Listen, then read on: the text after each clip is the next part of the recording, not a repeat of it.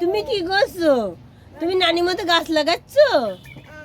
ও, তুমি কাজ শিখবা? তুমি নার্সারি বানা ফেলাবা পুরা ছাদ? পুরা ছাদকে তুমি নার্সারি বানাবা? ও, এখান কি গাছ লাগাবা? ধান ধান গাছ? ধান গাছ লাগাবা? ও, আব্বু আর চাল কিনে খাবে না?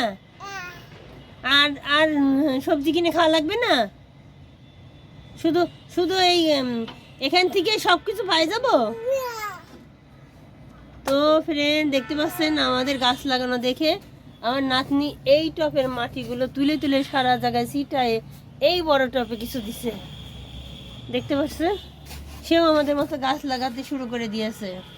এই যে, তো কেমন লাগছে ভিডিওটি অবশ্যই কমেন্ট করে জানাবেন।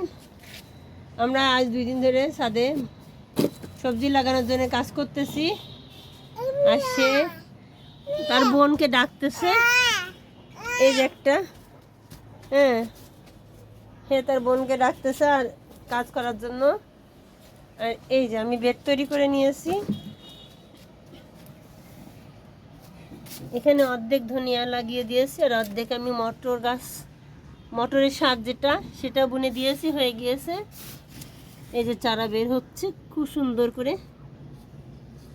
আর এই যে দেখতে পাচ্ছেন আবার নতুন করে এখান থেকে এখানে আবার বেড তৈরি করলাম। এখানে আমি পালং শাক লাগিয়ে দেব।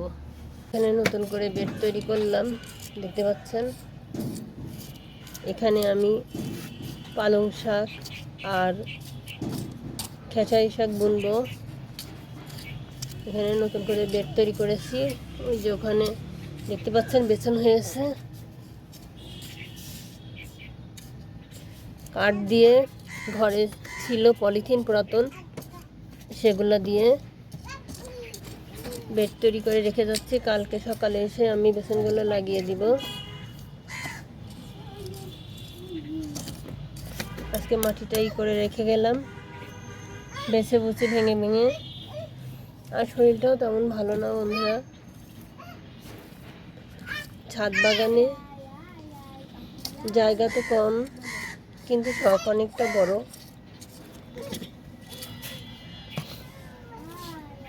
মাটিটা তৈরি করে রেখে দিয়েছি। এখানে ধানের তুষ আছে, আরও আছে গোবর সার, বালু। কাছ থেকে কাছ থেকে ব্যাগ নিয়ে আসতে পারো? মাশাআল্লাহ, ও বাজার নিয়ে আসছে। মাশাআল্লাহ, সেই করে ব্যাগ নিয়ে আসছে না? হ্যাঁ, ব্যাগের মধ্যে কি আছে আম্মু? বাহ বাহ। একদম